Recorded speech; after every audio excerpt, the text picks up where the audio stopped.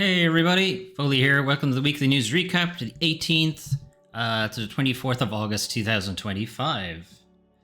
So this week, Gamescom was on over in Germany, over in Cologne.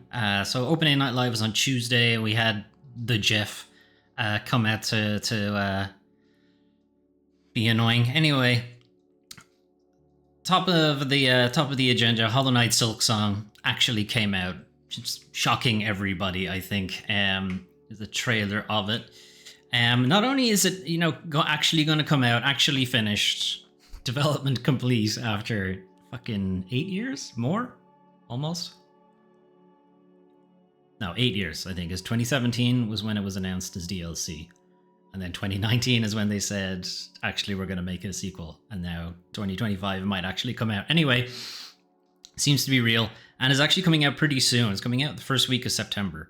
I think it's the 4th. I think it's the 4th of September it's coming out.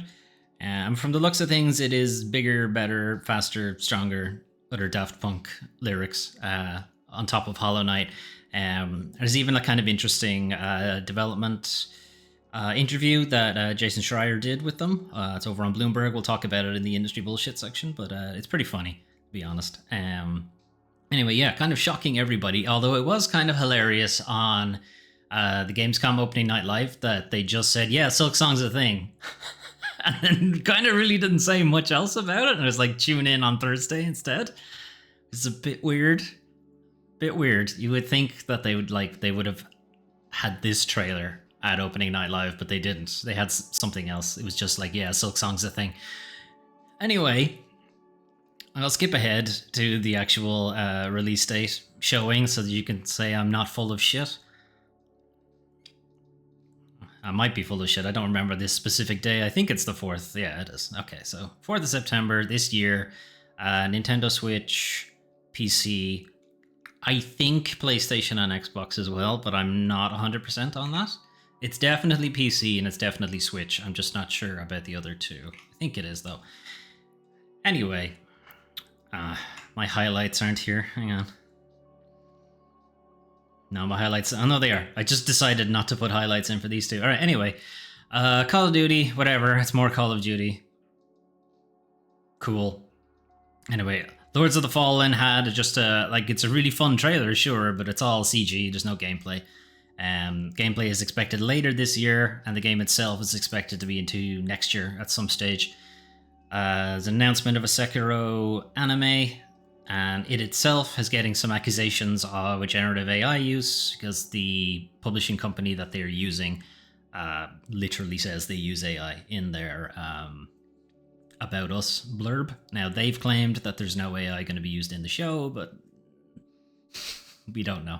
Anyway, it's in partnership with Crunchyroll. Sony, I believe, own Crunchyroll. So that's an interesting one, considering this is like an Activision property, really. Anyway, next year at some stage. Lego Batman, The Legacy of the Dark Knight, is not what I assumed was like a collection of the Lego Batman games, like Lego Batman 1, 2, 3. It's a completely new game.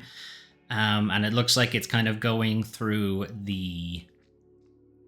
I think kind of the film, all of the films in some way, and just kind of doing the Lego version of all of them. What's kind of a little bit more interesting is kind of combat-wise, it's got a lot of Arkham going on. Now, I don't think it has the full like Arkham combat system, but it certainly has a more involved combat system than Lego games, which are typically just punch the guy until he dies. But there's a couple of different showings there. There's like the Christopher Nolan Batman's here. There's a bit of a Tim Burton Batman at some point, I think. There's the Tim Burton Batman's Catwoman. And I think at one point I think this is the Batman. I haven't seen the Batman, so I'm not sure if this is exactly what it is, but I think that's what this scene is from. Anyway, Legacy of the Dark Knight, I think next year. Yeah, some Bane steps on a Lego. It's quite funny. Anyway, I think there is a bigger gameplay showing of that somewhere else. Warhammer 40k Dawn of War 4 RTS, again another flashy cinematic. It was a pretty cool cinematic, not a whole lot of gameplay, but to be fair, I'm not really into RTSs in the first place. But this is expected next year from what I've heard. People who do like RTS games, previews have been pretty strong. Monster Hunter Wilds and Final Fantasy XIV are crossing over. So Monster Hunter World did a crossover with Final Fantasy XIV a long time ago. And I think Rathalos made its way to Final Fantasy XIV, and Behemoth made its way to Monster Hunter. And the Behemoth fight apparently in Monster Hunter is crazy hard. But not this time around. This time around is like Chocobos, I think, are a rideable mount. And I think Omega is the monster that's going to come across, which is kind of weird because it's not a monster, it's a robot. What the collaboration the other way around is, I'm not entirely sure, but there is going to be a Monster Hunter cross Final Fantasy, and then there's going to be a Final Fantasy cross Monster Hunter at some point. October, I think, is when it's going to be in Final Fantasy. Onimusha Way of the Sword, we just kind of showed off a little bit more of it, and it is still really impressive looking. I'm actually quite excited to play this. Because I've played all of the PS2 Onimushas, and really kind of frustrated with Capcom that they never went back to the series. So that they're coming back now is like, it's pretty great, and it looks like they're going to be doing a pretty good job with it as well. Again, from preview wise, it does seem like while it kind of presents like a Souls game, a Soulsy combat type of game, it's really not. It is quite generous. Parrying windows are enormous, and you do feel like you're a lot more prepared than you would be in a typical Souls game. A lot has been made about the parries in the game, but I don't think you see much of it in this trailer. And I think the idea is that the parries are actual parries and not deflections, like most video game parries aren't really parries. This is a real stupid bugbear of mine, but not bugbear, pet peeve, that games that call things parries aren't actually parries. Anyway, Fallout Season 2, it's not a video game, I'm going to skip past it, but whatever. Indiana Jones DLC, 4th of September, along with Silksong, so that's probably unfortunate for one of them. Anyway, this is DLC, it's something of the Giants, Order of the Giants, indie, comes across... was that fucking Darth Vader? Hang on. One second. Coming up here. Hang on. Okay, it's not, but fucking hell. It's like the central guy, the helmet sure looks like it's I thought it was Darth Vader's helmet at the time. Anyway, I don't think it's supposed to be. Anyway, the Order of the Giants, something old, long in antiquity. There was some like giant fucking warriors or something, and now there's a cult of people that are trying to keep that history hidden, something. Anyway, it's more of the Indiana Jones game that was pretty well received, so more of it isn't necessarily a bad thing. And then the other small piece of information is that it is going to make its way over to Nintendo Switch 2 at some point, and I don't think it's at the same time as the Order of Giants DLC. I think it is coming later. But yeah, that is a planned thing. We have John Carpenter's Toxic Commando early next year at some point. I'm not entirely clear on what kind of game exactly Toxic Commando is. I do get the feeling that it's a Left 4 Dead type, but it does seem, rather than in the same way that Left 4 Dead was kind of like a story, you know, you go through Act 1, Act 2, and so on.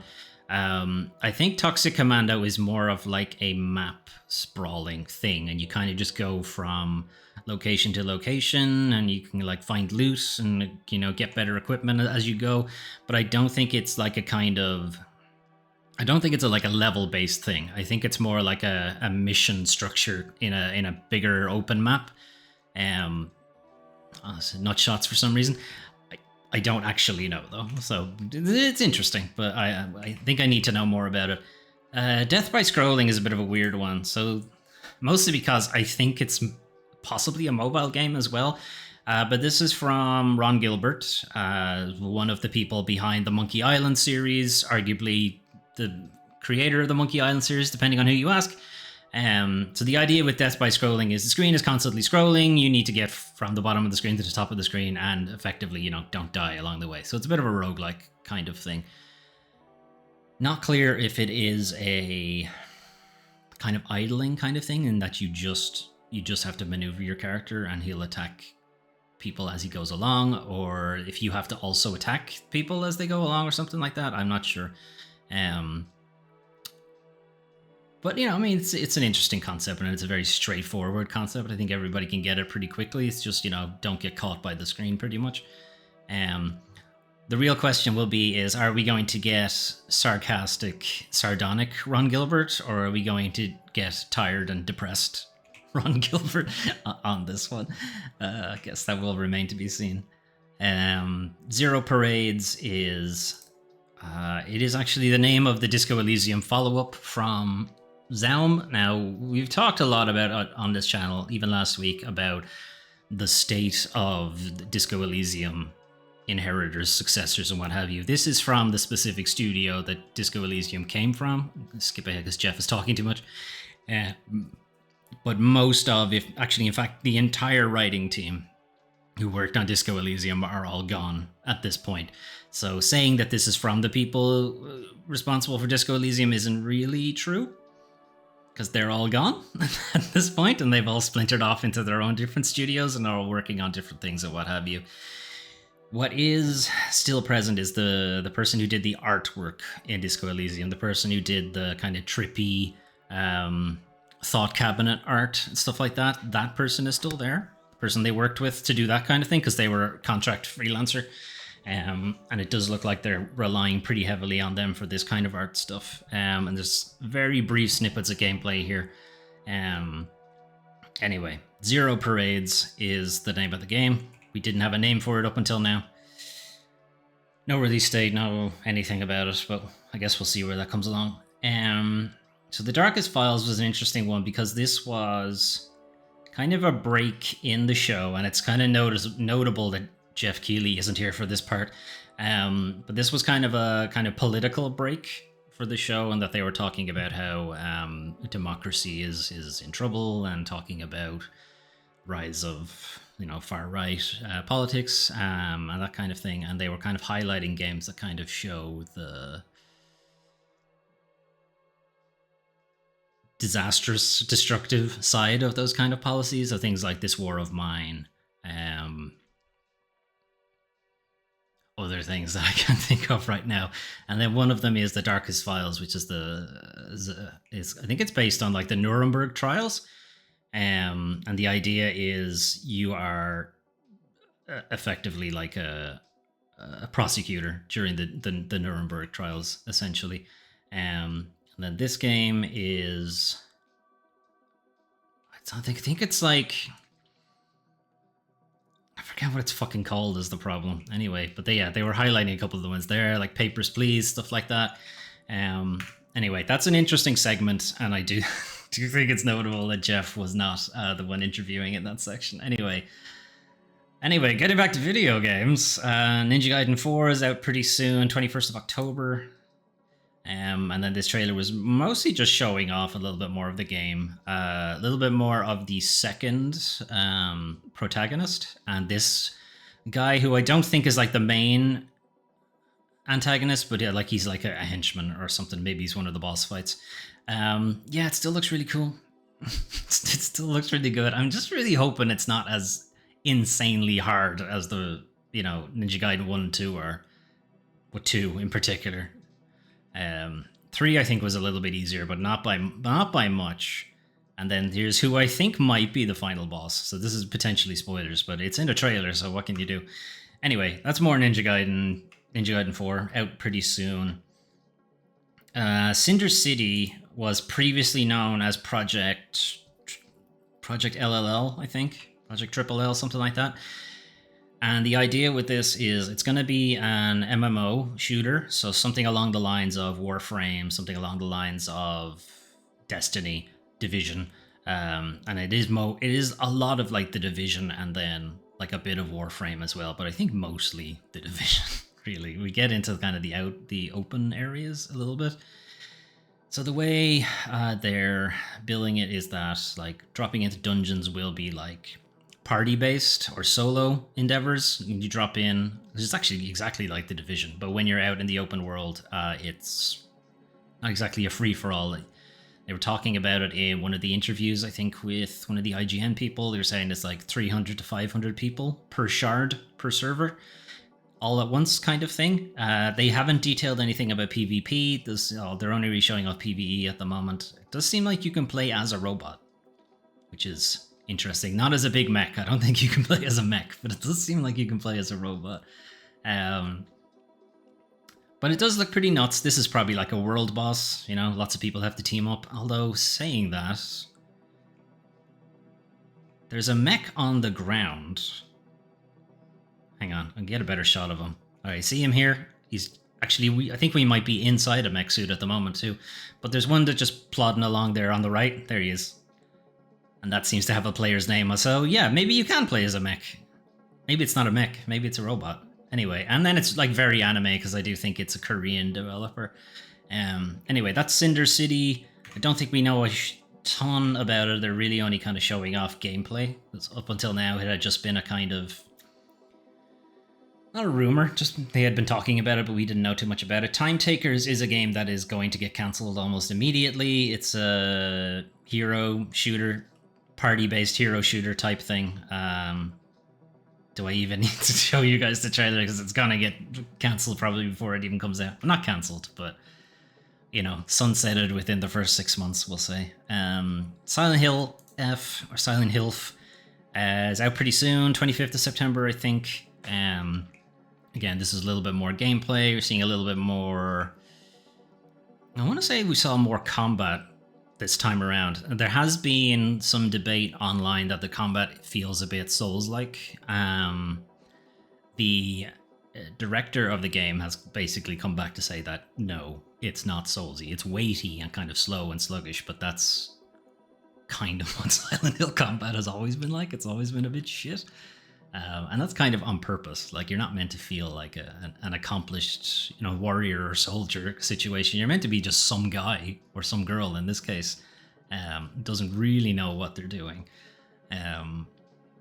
So that's why it's meant to feel kind of slow and plodding and, you know, a bit cumbersome. That's kind of the idea behind it. Anyway, there's a bit more story here.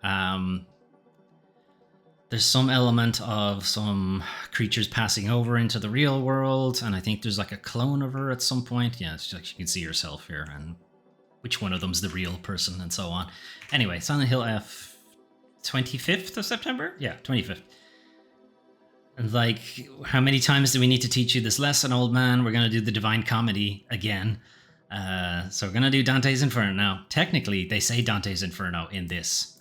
Really... it's the Divine Comedy, which is all of them. Maybe.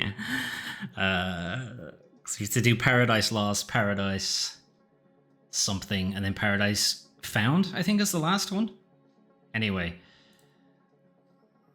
So this is from the same developers behind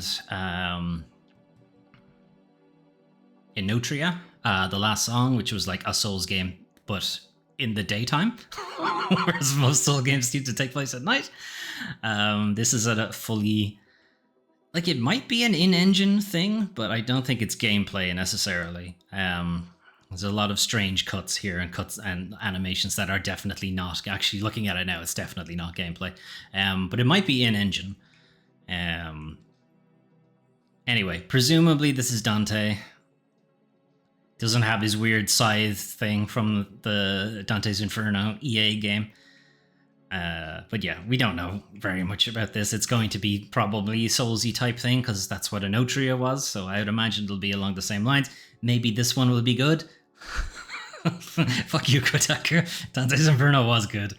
A little bit more Chronos The New Dawn. I don't think we need to go through it. 5th of September. We've seen a lot of Chronos The New Dawn at this point. Outer Worlds 2, similarly showing off a little bit more of the game. 29th of October for that one.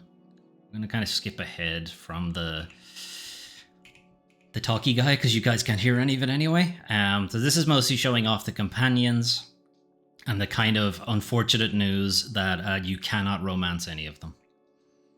think there's a funny, it was more disappointing tag somewhere in the trailer that basically says, no, you can't romance them. And I think that was the case in the first Outer Worlds as well. I don't think they were romanceable.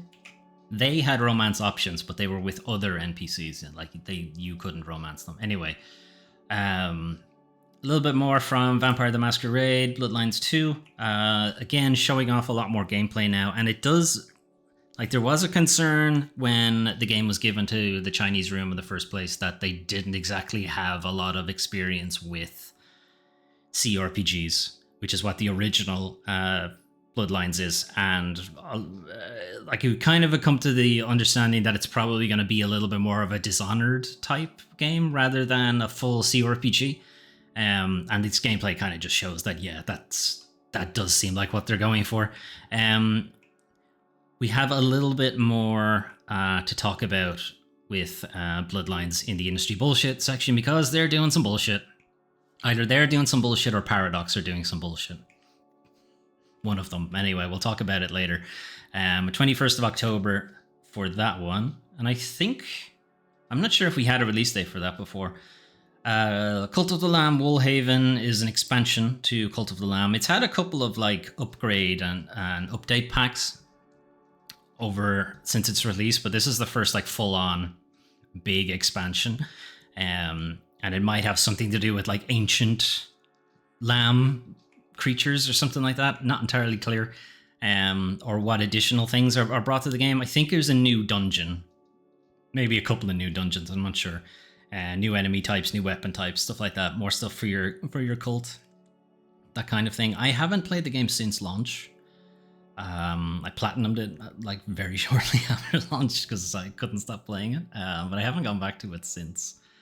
So I have to think about that if I will go back to it or not. But anyway, early 2026.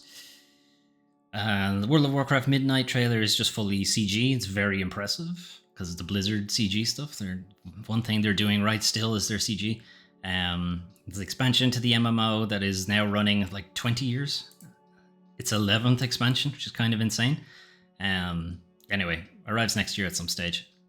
Project Spectrum. This is a kind of lengthy section for Project Spectrum. So when this was being shown off, I thought it was going to be like an interesting first-person survival horror type thing. Maybe they were, going to go with Resident Evil 7, copy that a little bit, and make more of like a tactical shooter type thing, but also make it a survival horror. And it's not, unfortunately. It is certainly a first-person shooter, but it is in fact a squad-based PvEVP thing. So think the Hunt series, Hunt Showdown. It's going to be more like that. There's going to be like a couple of squads in the environment.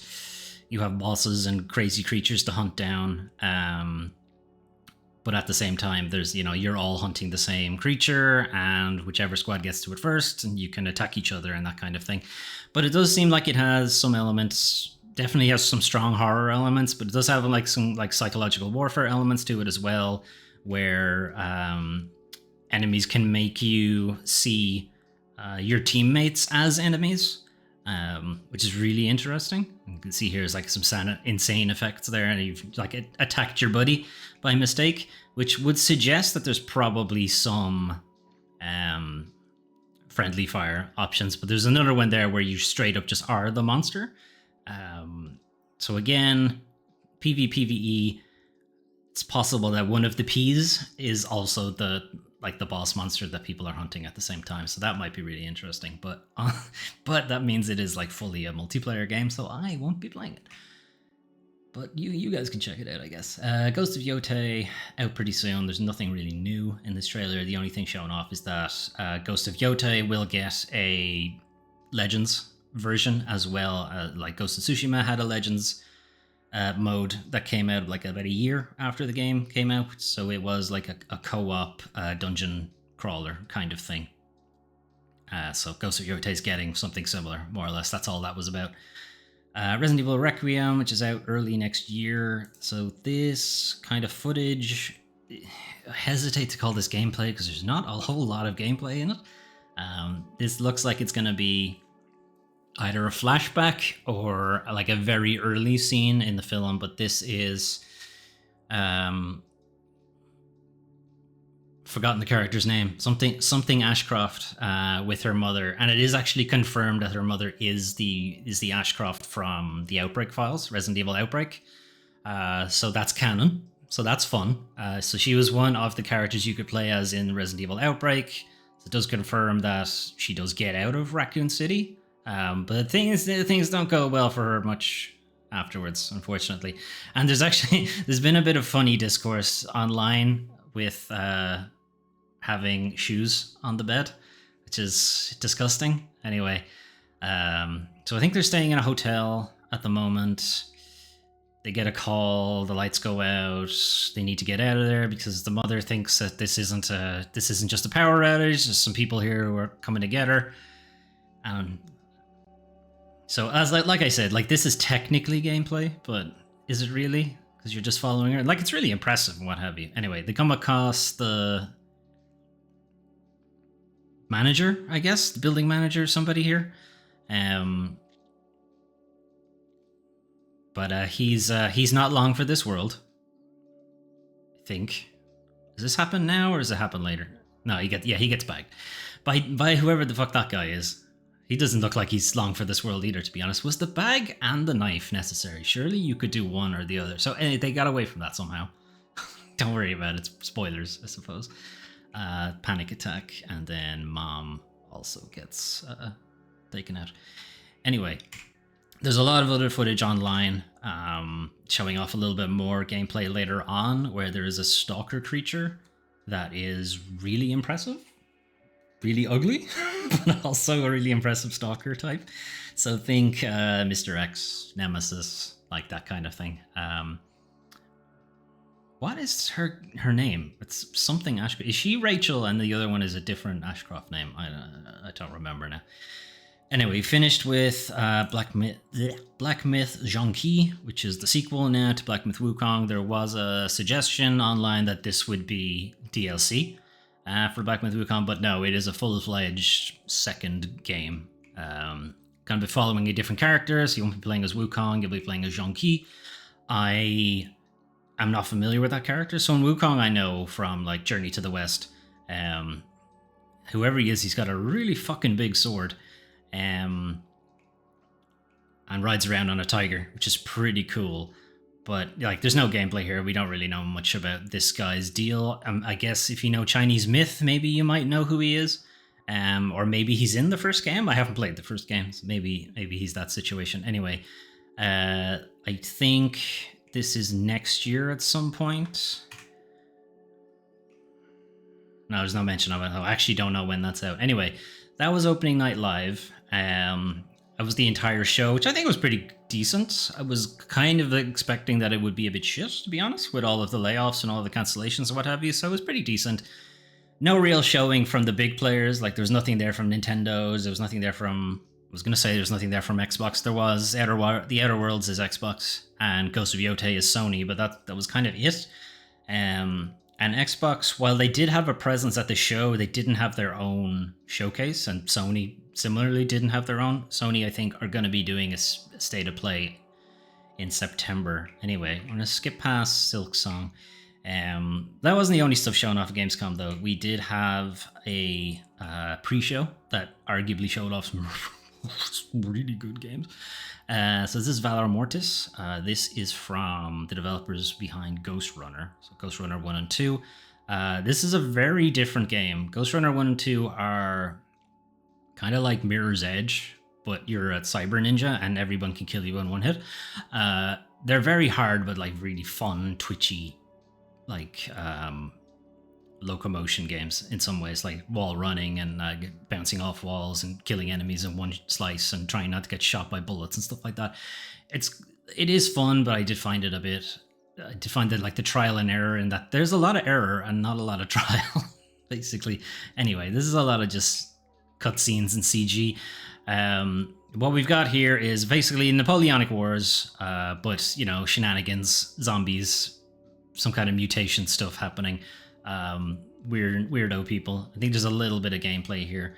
But they are going for effectively a first-person Souls situation.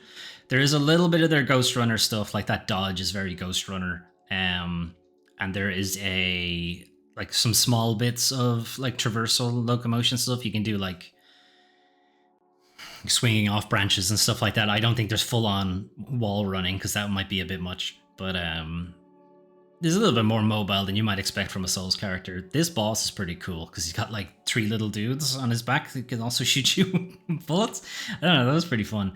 I don't think we have a release date or anything for this yet. I'm going to put this in the notes for you guys if you want to check it out, but there is a pretty lengthy, like 30-minute just gameplay of Valor Mortis, and they go through like the opening section, and at the end he does fight that guy. And like he fights that guy, and it is a pretty fun fight. Anyway, I'll let you guys check that out in your own time. Then we had what was probably the best. It was definitely the best game shown at the opening, the pre-show. Might be the best game shown on the whole thing.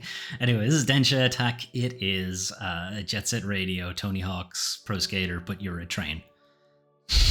That's it. That's the beat, and it's like zany, like hijinks. You know, absolutely not taking anything seriously whatsoever. I'm absolutely here for it. I was a little disappointed with Bomber Cyberpunk. What I do like about Densha Attack is that it does seem like it's going to be a level-based thing, which I vastly prefer. I don't really like big open, not even big open maps, but I just don't like having, you know, missions dotted around the map. I kind of do prefer a level structure, particularly for this kind of game. And I think, to be honest, if they wanted to do the stuff they're doing here, they couldn't do it on like a map. It has to be split up into levels. Anyway, early next year at some stage, coming to basically everything except the Switch, by the looks of it. Then, so Project Bloomwalker, I think, was just shown off on a live stream. I don't think it was part of any of the shows, or if it was, I didn't see any of it.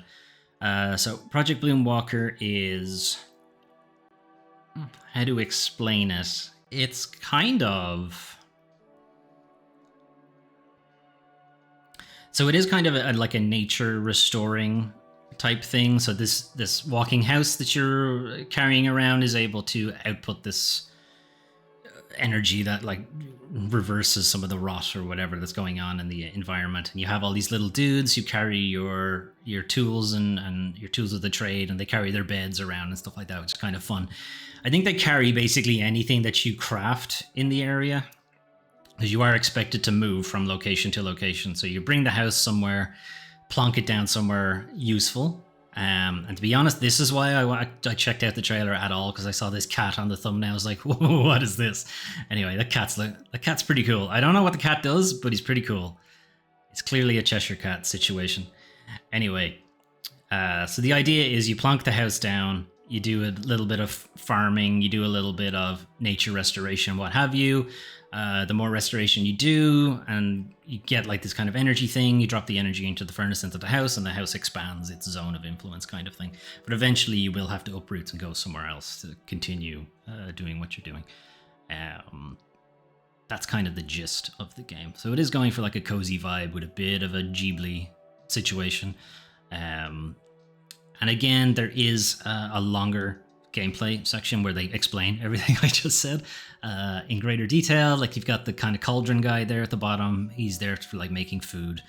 You've got the little kind of ghost guys. You actually have to go out into the environment to find them. And it's a little bit Breath of the Wild in some ways. I'm going to skip backwards a little bit. These little guys. So you can think of them as like Koroks, because they're kind of a similar idea for Breath of the Wild, where there's just like little mini puzzles, little mini activities. And the reward in Breath of the Wild is obviously finding a Korok and getting a Korok seed. And in this game, it seems like you get these guys, and they can like do some things for you. They can carry some of your stuff, like that kind of thing. But also they get attacked by ambient creatures, and you can see you just lost a bunch of them there from that guy. So that's not great. Anyway, that's Project Bloomwalker. Again, I don't think there's a specific release date or anything for that.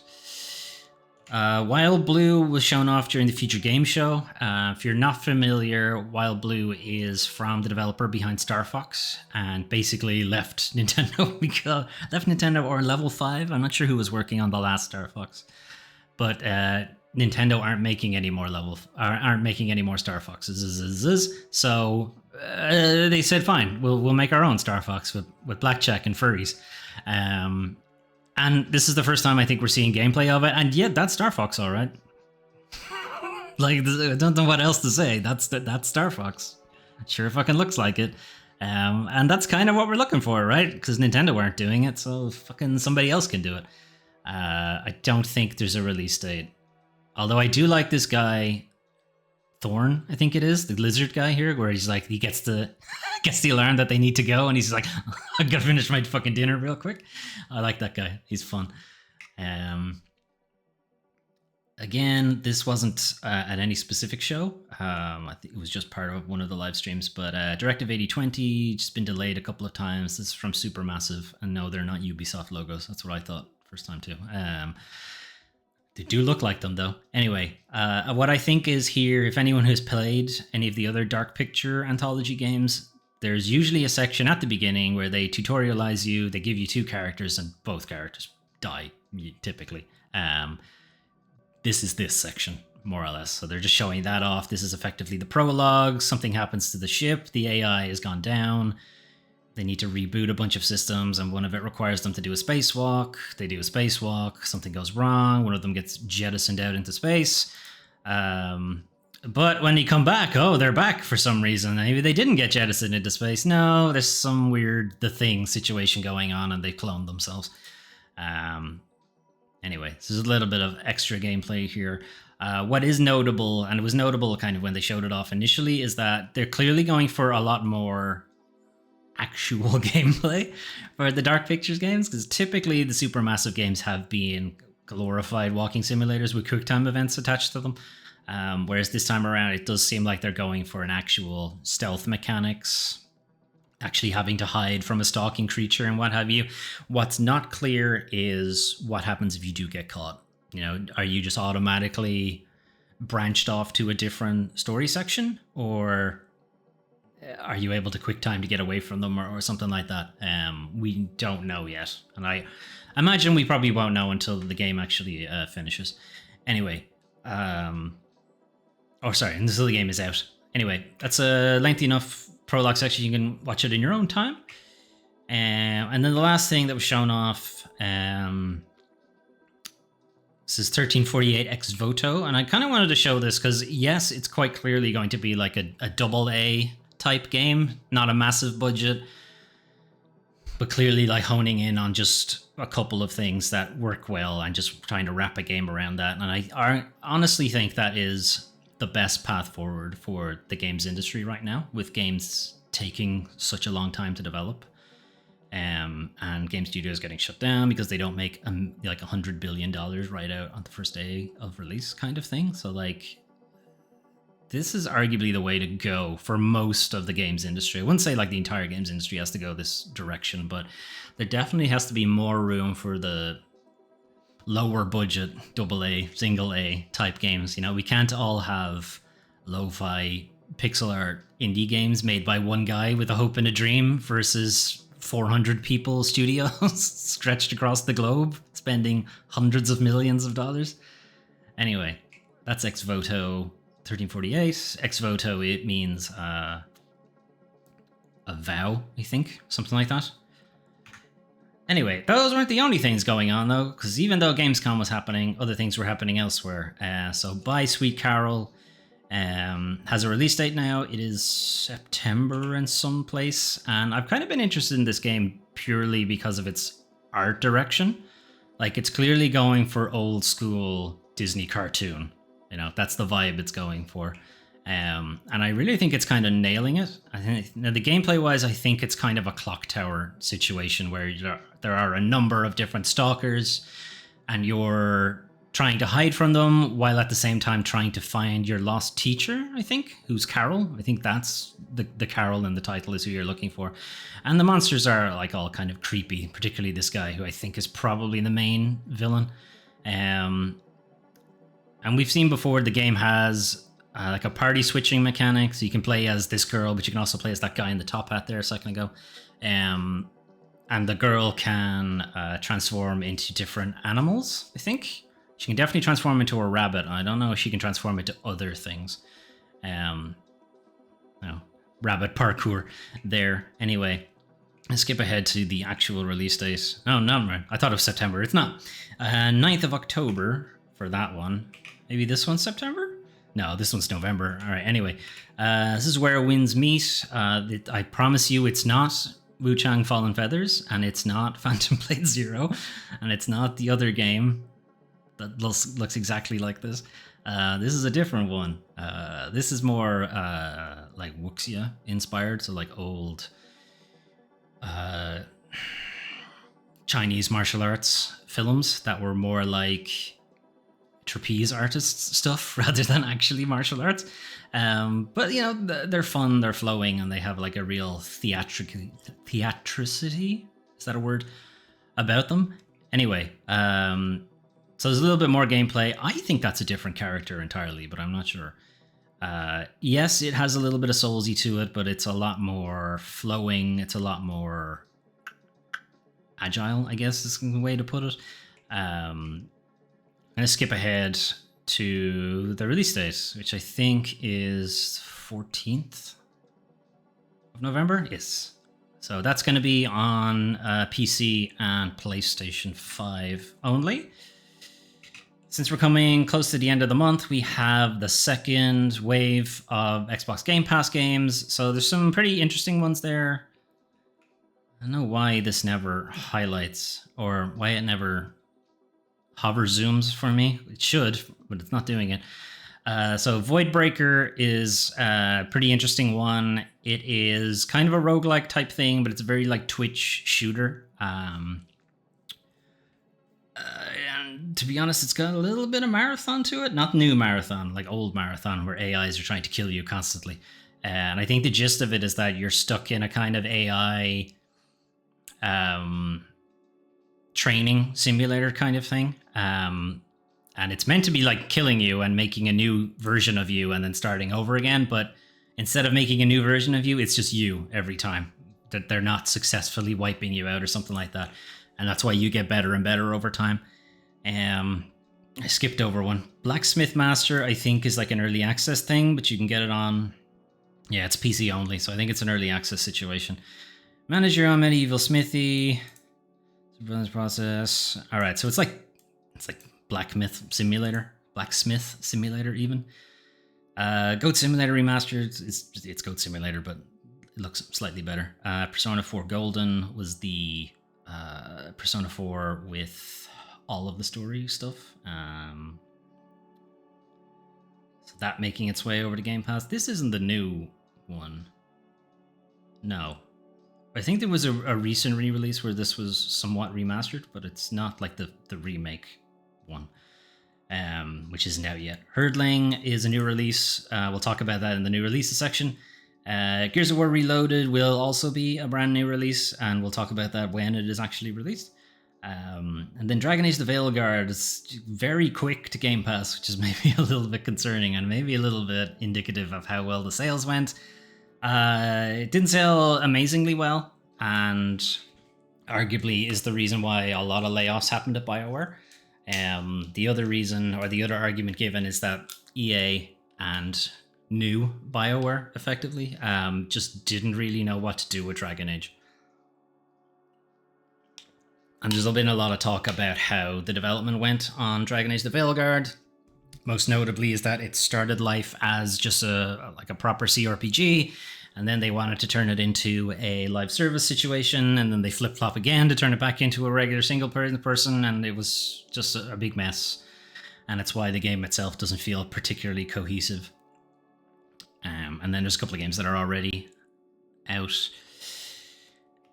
Over on the Epic Games Store, you have until Thursday to grab these for free. So you have Kemeru Frog Refuge, which is like a cozy game where you make a frog refuge and you take pictures, you build out little paddocks for them, stuff like that. And you try to collect the whole set, pretty much, situation. And the second game, Strange Horticulture, is you're running a florist that has strange plants in it. And the deal is people come in and they ask for a specific plant, but they don't know what it's called, and they're just giving you different descriptions of what it does and what it looks like, what effects it might have, and what have you. And the strange part of it is that they're somewhat like magical or cursed or this kind of thing. They have another game out now called Strange Antiquities, which is a very similar concept, but instead of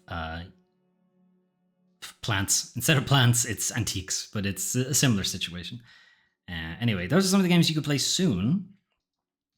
What if you want to play something right now? Well, you can play Sword of the Sea, which was added to Game Pass and PlayStation Plus Extra and Premium tiers most recently. Anyway, this is from Giant Squid, or the people behind what it just said there a second ago, Abzu, Journey, and The Pathless. So what you should expect from this anyway is one, really striking vistas, which it definitely has, and two, some excellent locomotion, which it also has. So I've played this already and finished it. It's not an especially long game. It is definitely more along the lines of Journey and Abzu than it is on Pathless. So it's a much shorter game. It's about 4 hours or so. If you don't know what you're doing, if you know what you're doing, it's probably less than that. But it's a lot of fun. It's it's vibes. It's very much a vibes game, in the same way Journey and Abzu were kind of a vibes game. But they've definitely taken a lot of work from the Pathless to kind of help with the feeling of speed. Pathless has a tremendous feeling of speed. And you do get a lot of fun out of this. It is not especially complicated, and you see them doing like a bunch of shit here. A lot of it is automatic. And the tricks, yes, you can do lots of tricks and do like Tony Hawk shit, but it's not necessary in any way. You're doing it for fun more than anything else. But yeah, I think it's a lot. I thought it was a really good game, and I'm probably gonna go back and play it a little bit more. I might try and platinum it. Platinum is a bit tricky. One of it is just don't take any damage on the final boss, which I'm not sure how anybody manages to do, but we'll see how that goes. Anyway, also out this week, Herdling. So this is from the developers behind the Far series, Far Chasing Tides, Far Lonesome Sails. And it has a similar vibe this time. It is a journey from point A to point B. You are responsible for, in this case, a herd of creatures. In the Far series, you were responsible for a vehicle, effectively, that kept breaking down, more or less. Hopefully your herd doesn't keep breaking down. But yeah, there's little obstructions that you come across, and you'll have to figure out a way to get past it. Or you have these situations where these creatures keep trying to steal your herd and stuff like that. Again, the Far games had something similar in that you'd hit points where your vehicle couldn't progress beyond this, and you need to figure out a way to make a path for it or what have you. This is interesting. So you can see on the right that there's a ghost creature, a ghost one of these, and I'm wondering if you can lose these guys. Like, the creatures can die, or they can be picked off by those flying bird things, but for the gameplay to keep going, they give you one of these guys, and it just kind of reminds you that you lost one, which is mean. It's really fucking mean. But my concern was that, can I lose these guys? And I'm not sure if I want to play it now if I know I can lose them. I talked about this before. The Endling game, Extinction is Forever, is a similar thing. They had fox cubs that you were trying to get from point A to point B. And it's like, I really don't want to lose any of these guys. Anyway, that's Herdling. It is on pretty much everything. And it is in my to-play list. I will get around to it at some point, because I did like the Far games.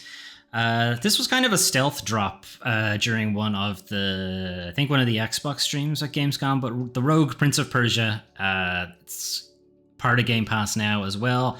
Its 1.0 release was this week, so if you've been kind of waiting for it to be a 1.0, it's done, it's ready. Jump in if you feel like it. That's what I was waiting for. So it is also on PlayStation Plus, premium extra tier, if you're going for that as well. I'm not sure if there's Oh no, there's gameplay. Okay. Anyway, so this is from Evil Empire. So they're the guys behind Dead Cells. And it very much plays like Dead Cells. I think it's a little bit more forgiving than Dead Cells. But you are expected to die early and often because it is a roguelike. That's why he's the rogue Prince of Persia. Anyway, that's free if you're subscribed to any of those things, Game Pass, PlayStation Plus, and so on, or it's hit its 1.0, so it's out of early access as well. Shantae Advance Risky Revolution. This is a weird one. So this game was originally meant to come out on the Game Boy Advance. And if you're old like me, you know the Game Boy Advance is a really long time ago. Why didn't the game ever come out? They just never got around to it. They had other games that they were making, and by the time they were ready to get this one out, technology had moved on, and they didn't think they'd make enough money if they released it on the Advance, so it was shelved. Anyway, so when they were making this, or remaking it, remastering it, whatever way you want to look at it, their plan essentially was to stick to the memory limitations of the Game Boy Advance and make a game that if it had come out at the time, it would have run on the Game Boy Advance. That was their kind of restriction they were going for, which is kind of fun. Like it's an interesting concept, and I think a lot more modern devs should not deliberately restrict themselves, but think about the concessions that had to be made because the technology wasn't good enough to do certain things. And you're seeing this, and you'll see this a lot next week with Metal Gear Solid Delta Snake Eater, in that while fidelity-wise it does look good, and graphically-wise it's very impressive and so on, a lot of the shots are missing a lot of their emotive content to it. There's a reason they were shot that way. There's a reason things look a certain way. It wasn't because they didn't have the technology to make it look hyper realistic. It was because artistically that was what they wanted to go with. And I do think, yes, some of that was just concessions had to be made because the PS2 wasn't strong enough, or didn't have enough power, didn't have enough GPU energy, whatever way you want to put it. But a lot of it is also because of those limitations, you get interesting artistic choices. The one I always come back to is the Resident Evil door opening loading screen. And they were there because they needed to load the next room. They couldn't keep them all in memory, but that became a staple of the series, a well-known artistic way to do a loading screen.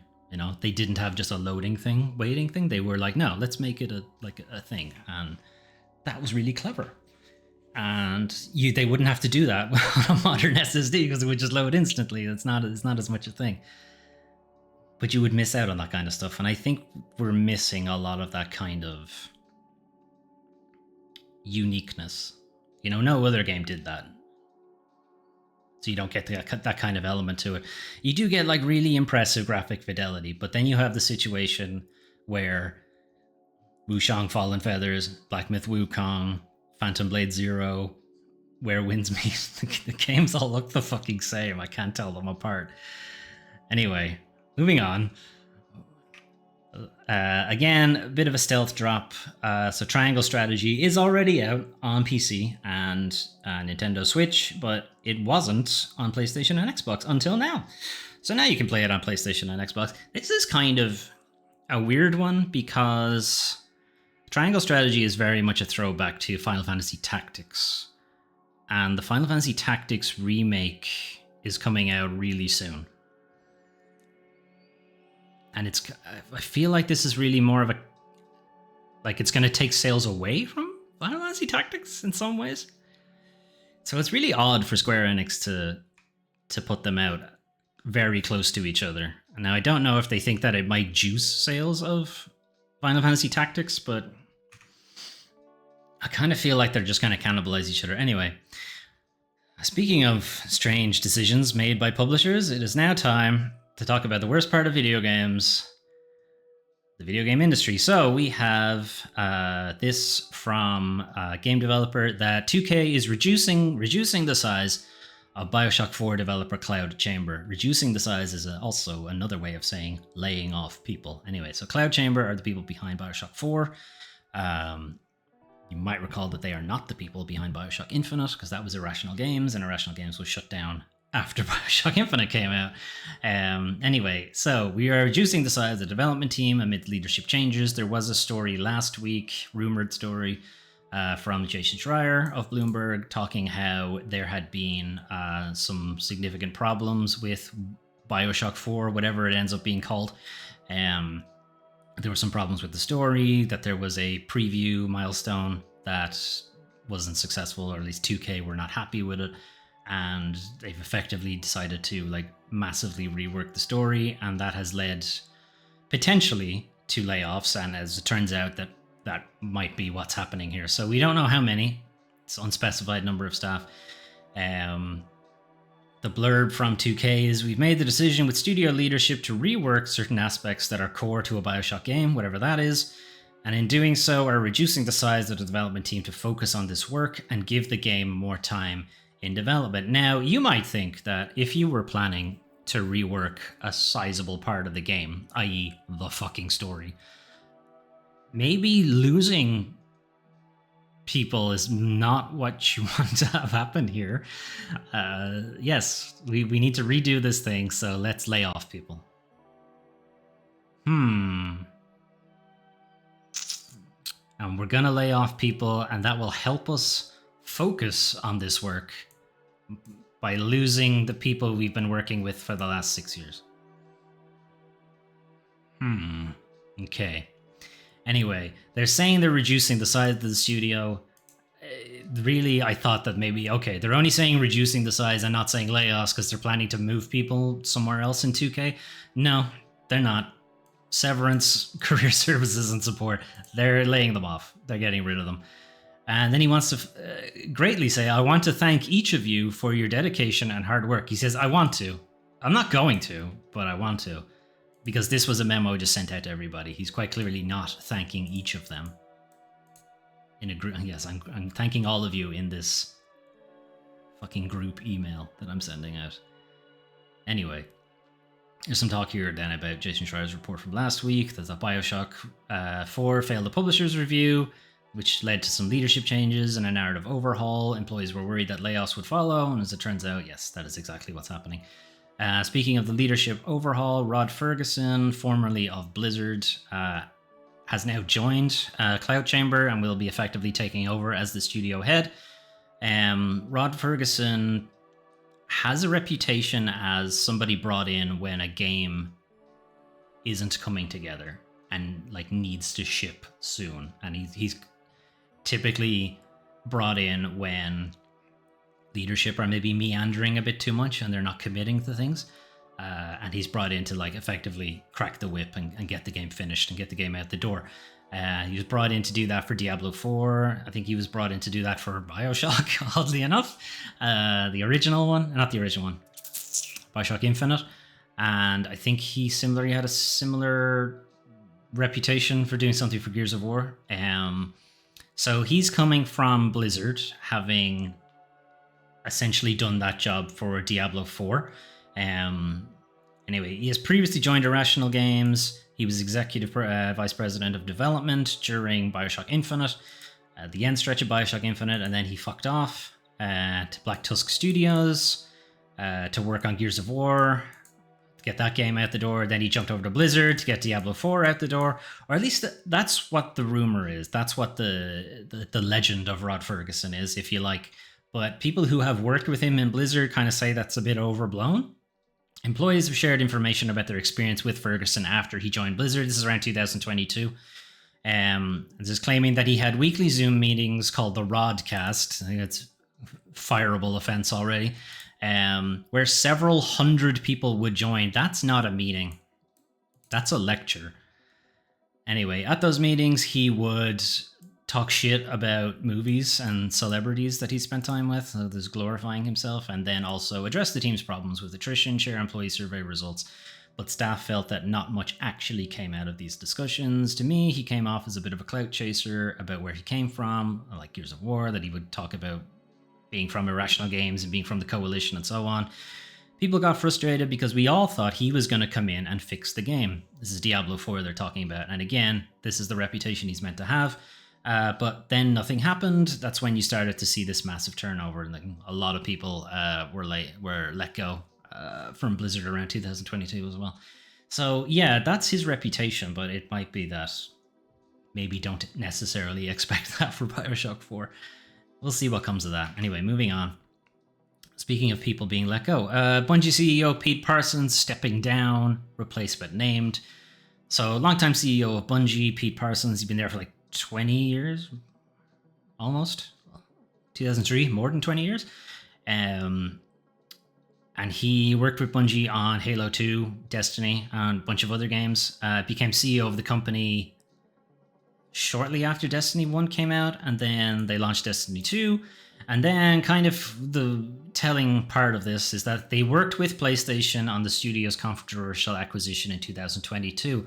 So cast your minds back 2023, more specifically. This is after the acquisition happens, money changes hands, and a shit ton of layoffs happen at Bungie. Lots of people lose their job.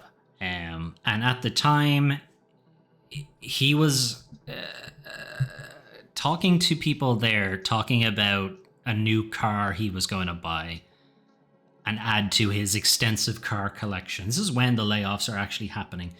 Then it transpired that people found his car collector profile, which is apparently a thing, but okay, showing the cars that he's collected and the timestamps on them, and it's showing like after the Sony acquisition, he spent a shit ton of money buying a load of collectible cars, what have you, while at the same time saying we have to lay off people because we don't have the funds. We're tight on money. You know, the same corporate bullshit that all of the studios were saying around the time 2023, 2024. Anyway, that guy. That's who we're talking about. So there's a post put out by Bungie saying, oh yeah, what a great guy he was, yada, yada, yada, and the guy he's taking over is going to do a great job, yada, yada, yada. Anyway, a lot of this can probably be attributed to there's an investors call with Sony last week before, with their CFO saying that Bungie's independence was getting lighter. It's an extremely odd way to phrase that, but basically saying that they're putting a leash on Bungie. And part of that, I would think, is getting rid of the CEO, who has been a bit of a problem, really. It did seem like the acquisition with Sony probably came with a sizable cash reward, and maybe that has gone to his head a little bit. It is interesting, though, because when he became CEO, it's around the same time that they left Activision and went fully independent. And while that at the time seemed like a good thing, I do think that Destiny 2 suffered a lot from that kind of. Not that I would wish Activision 2016 on anybody, but it did seem like they maybe put a bit of manners on Bungie, and once they had slipped the leash at that point, they started huffing their own farts. IMO. Anyway, it does seem like Sony were getting sick of it. Destiny 2 was not making as much money as it had been in previous times, and Bungie was meant to be their live service shepherd, and we've seen how Sony's live service thing has gone, so it does seem like maybe the acquisition has been a bit of a dud for Sony, at least. Anyway, we'll see what comes of this, but for right now, I think this is mostly Sony cleaning house before they decide what to do with Bungie. Anyway, I did say we get back to talking about Vampire the Masquerade Bloodlines 2. So the Chinese room defend Bloodlines 2's paywalled vampire clans. So what's happening here? So Vampire the Masquerade Bloodlines 2 has its release date and what have you, but it is also putting out day one paid DLC that is locking 2 of the clans behind like a $20, €20 DLC. Now, if you are not familiar with the tabletop game, Vampire the Masquerade, vampire clans are effectively your character's class. So it is somewhat similar to picking fighter, cleric, ranger, what have you, in Dungeons and Dragons or something like that. Very important because it dictates what your character can do, how your character behaves, what they're good at, what they're bad at, and what have you. And, you know, picking your clan is extremely important. So putting two of them behind a paywall, one of them being arguably one of the more popular ones, pretty shit. Honestly, it's pretty shit. So the two they've put behind it, one of them is La Sombra, which is kind of like a stealthy vampire. They stick to the shadows a lot. They've got a lot of abilities that let them blend in really easily, that kind of thing. And I think Toreador is the other one. And Toreador is like one of the most popular vampire clans for Vampire the Masquerade, because they're the guys who are like the tortured artist type. They're like the Vampire Lestat kind of thing. They're like very passionate, very emotive, very woe is me, you know, tortured artist kind of thing. That's Toreador, like very passionate. But it means they're also very good at social situations. They're very good at manipulating people, that kind of thing. And is arguably like a modern day, not modern day vampire, but like the more popular depictions of vampires are kind of like that, like Interview with the Vampire, right? All of Vampire Lestat and what have you. Then the other four that are not locked behind it are Bruja, I think, which is kind of like a brutish kind of vampire, like lots of strength, lots of power, lots of intimidation.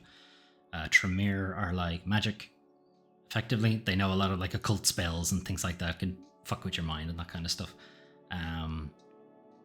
Ventru, which is the pretty typical one. If you're not going to go Toreador, people typically go Ventru instead. Ventru are like kind of cold, calculating. They're very like upper elite kind of thing, politicians, that kind of thing. And I don't remember the fourth one. I don't know. They're all the ones from the first game, basically, except Nosferatu, which is the ugly one.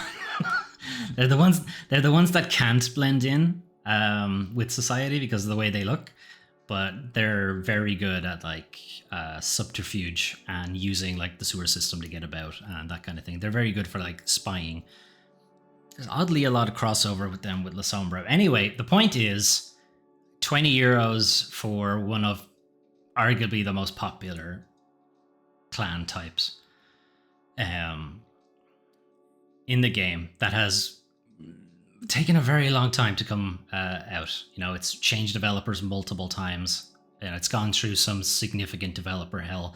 It is also largely a very different game to the first one. You know, the first one was like a CRPG. It was very much Fallout in some ways. Fallout 1 and 2, more specifically. Fallout 2. No, Fallout 3, maybe. Knights of the Old Republic, in some ways, a little bit like that. Early BioWare has a lot of that to it. And now it's going to be a little bit more Dishonored with like some light RPG to it. Now, the clans differences, it's not like, again, since this is kind of a stripped down version of the game, you might think that the clan differences aren't huge. They're just like cosmetic, really, and there's not a whole difference to it. There is actually like significantly different play styles. And like in the tabletop game, it would be very, very different. And in the game, this one, Bloodlines 2, I think it just kind of dictates what kind of powers you have available to you. And then what kind of avenues you can take in the more like RPG, the social aspects of it and that kind of thing. So it is kind of significant that they've put that behind a paywall. Particularly when they're going to really want a lot of goodwill from the fan base who are going to be like talking about the game, and will probably have been talking about Bloodlines 1 a lot to kind of get people to play it, even though it is very difficult to get running on PC these days. So yeah, I'm not sure you really want to come out the gate and go, yeah, but also if you want the full game, it's actually $90. Anyway, what is the thinking behind splitting off two of the clans as DLC? According to them, the new clans represent additional work on top of the Chinese Room's original plan for the game. Now, that's kind of fine, but that's really something you should direct at Paradox. And like Paradox should pay more for the development. I'm not sure they should be charging the the customer, because the work ended up being more than what the contract suggested. It's also a little concerning that they hadn't intended to have toreadors as one of the default. Like, this was an extra one. Like, it's kind of weird. Like I said, toreador, pretty fucking popular. Like, they are practically quintessential vampire at this point, and not having them as like a default clan, bit shit. But, and that's just the paywall element of it, but it did seem like in their development plan that they weren't going to have them. I'm a little concerned for the game. I'm not gonna lie. Anyway, so yeah, then they're talking a little bit about development and why it was delayed so often, and allegedly the delay was so that they could make these two clans. Which again, I'm not sure how that's gonna fall on the fan base. That, you mean we could have had the game earlier if you didn't put... we could have had the game earlier for something that I'm not going to pay an extra $20 for. You know, how you make that argument, I don't know. Anyway, they make the point here that the original Bloodlines shipped with 7 clans. This one only has 6, and 2 of them were behind a paywall. How is that going to work out for, you know, goodwill with the fan base, especially when it's not a CRPG? The Chinese room have sought all experience making CRPGs, so yeah, it's not going to be that kind of game. But yeah, again, talking about how fucking 2004, I think, is the original Bloodlines, and, you know, and all of the shit it's gone through since then. You know, it's miraculous there's a game at all. So I guess you could say, like, there's a beggars can't be choosers situation here, but I do think it's still a bit shit putting them behind a paywall. $20 paywall, you know, $10 maybe you might go for $20.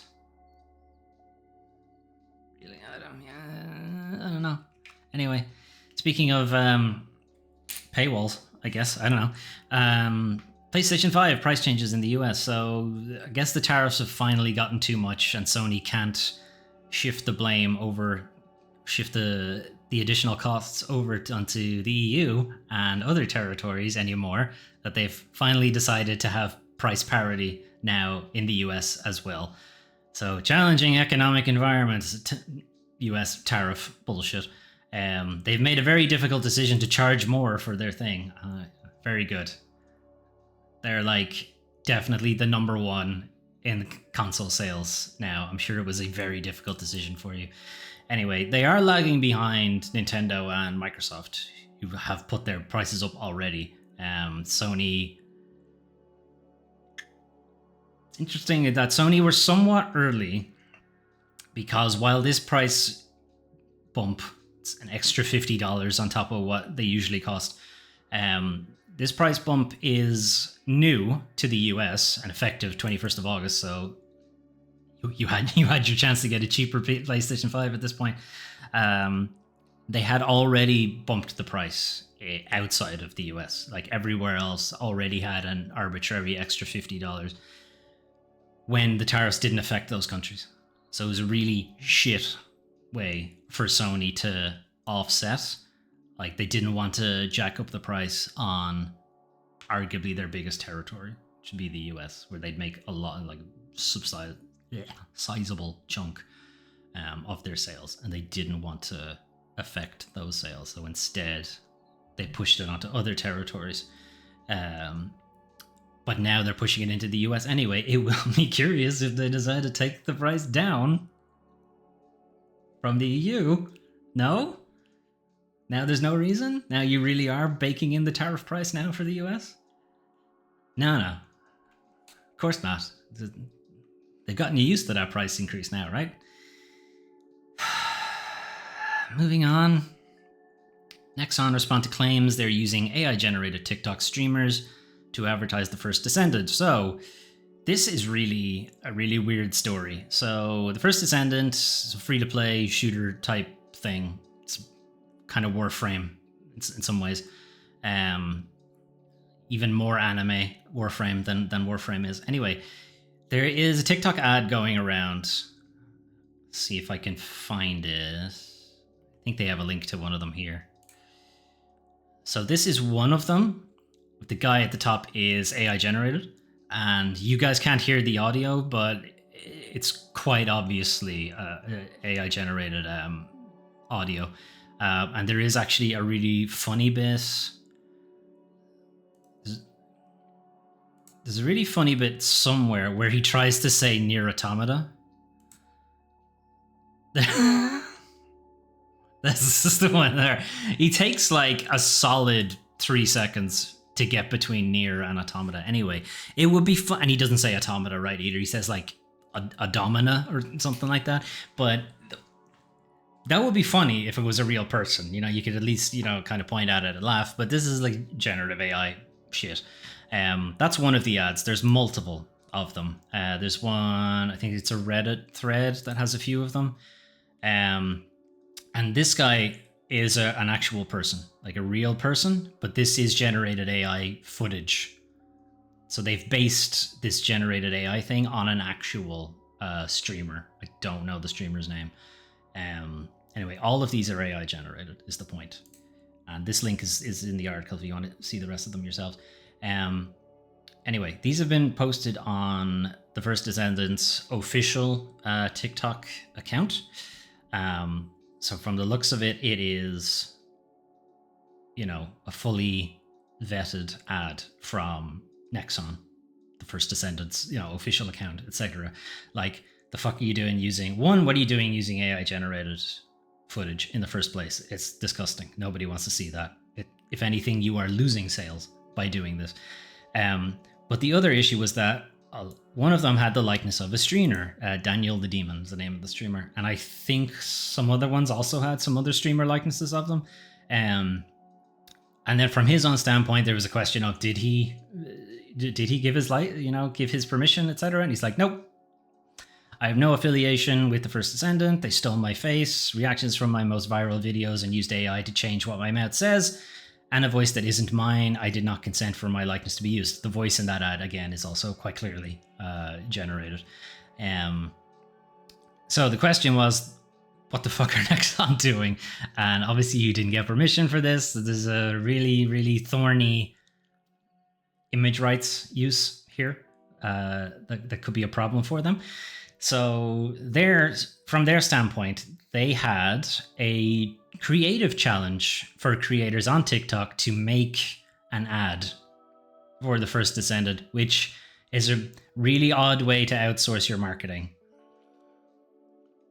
It's also probably a way for you to get unpaid work, which is also not great. That's not a great look for you guys either. But anyway, they ran a creative challenge. Creators voluntarily submit their content to be used as advertising materials. All submitted videos are verified through TikTok to check copyright violations before they are approved as advertising content. Now, there's an issue here in that Nexon, one, are trying to get free labor, which is already a shitty position to be in. But two, they're relying on TikTok to basically say that this is okay. They didn't do any vetting by themselves. Which is, again, not a great look. Guys, you just effectively said, oh, well, TikTok says it's fine, so yeah, just post the shit. Didn't look at it. If you looked at it at all, okay, maybe looking at it maybe mightn't have been enough, but if you heard the audio, you'd be like, that's not a real person. Anyway, certain submitted videos appear to be inappropriate. We are conducting a thorough investigation with TikTok, yada, yada, yada. Yeah, so they let anyone create ads for the game and then left final approval for publication to TikTok, not themselves. I don't know what you guys expected to come out of this. Anyway, very bad press is what they got out of it, and they got a bunch of ads that are clearly AI generated. It's going to turn people off the game more. You dumbasses. Anyway, moving on.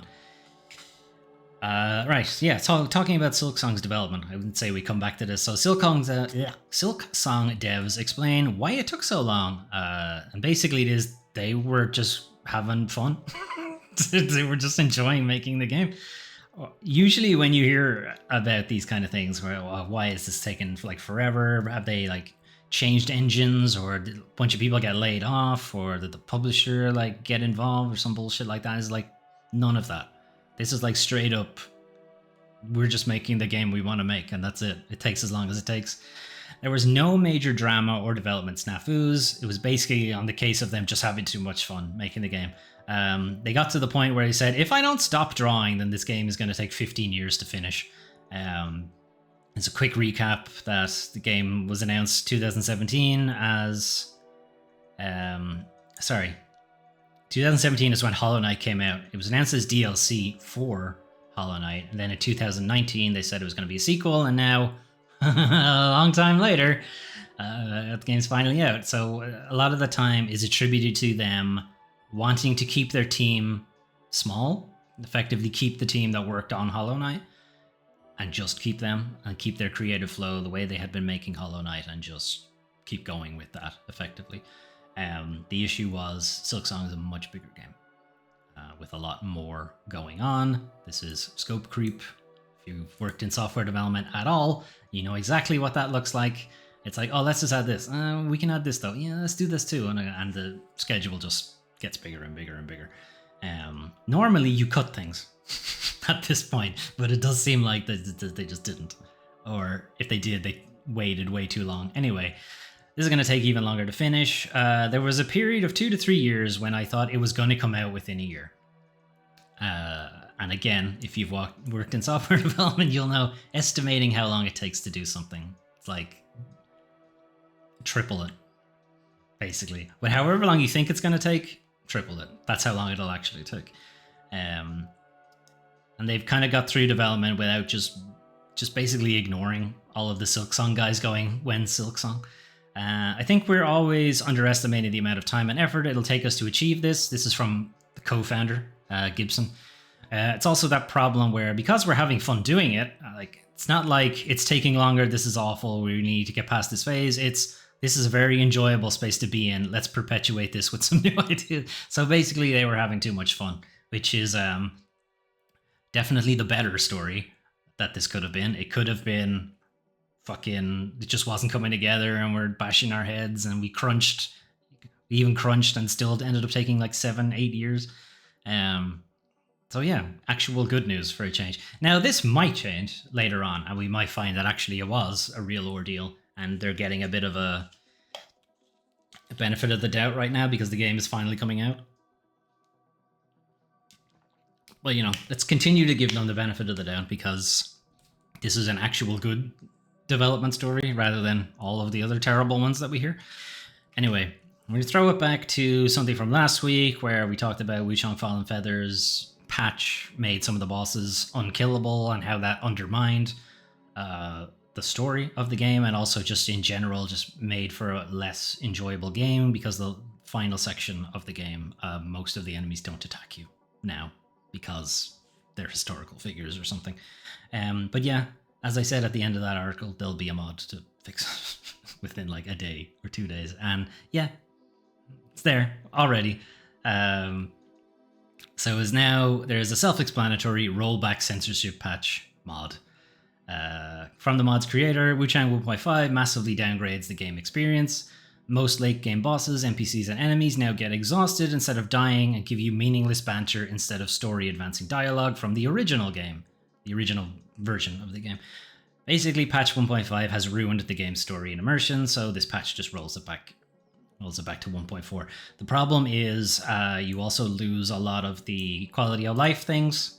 So there had been some changes to the healing animations, or had been some changes to the stand-up animations and stuff to just make them faster in general, and a couple of other things, so you won't get them either. It effectively just removes patch 1.5. Hopefully later on, Lenzi, whatever the name of the developer is, Lenzi, fucking comes out with an option to just not have that, basically, and just pick which one you want. Do you want the keep China happy mode, or do you want original intended mode? Which one do you want? There is a kind of notable thing here on basically how it works, and how it's meant to work on the different libraries and stuff like that. But basically on Steam, it seems like it's a bit of an ordeal to ensure that it doesn't just auto-update itself to 1.5 again. Like you have to go into a couple of different things, and you can't launch it from Steam anymore because Steam will check if there's an update available. So you need to launch it from like an exe that's like buried in the games files somewhere, which is a bit shit.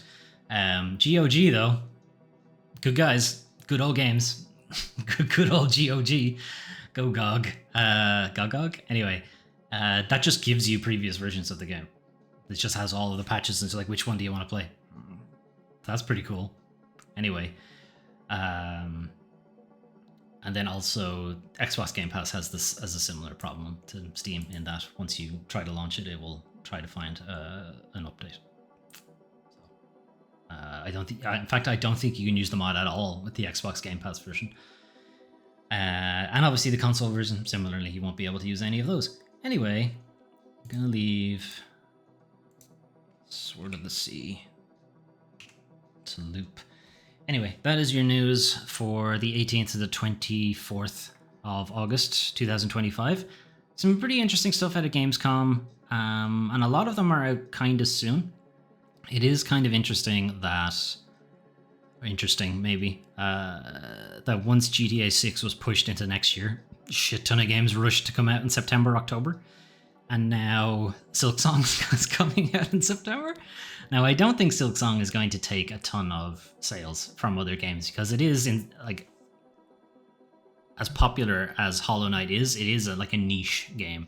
It is for people who like a significant challenge, Metroidvania kind of thing. Like, I don't think it's gonna cannibalize sales in the same way GTA 6 would. You know, GTA 6 is a kind of practically everybody will buy that game.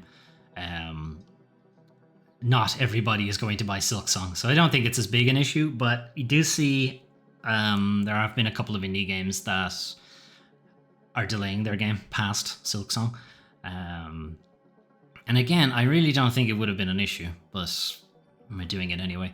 Vampire the Masquerade thing with their paywalled DLC, I mean, I'm probably gonna get it because I really like vampire stuff, so I probably will.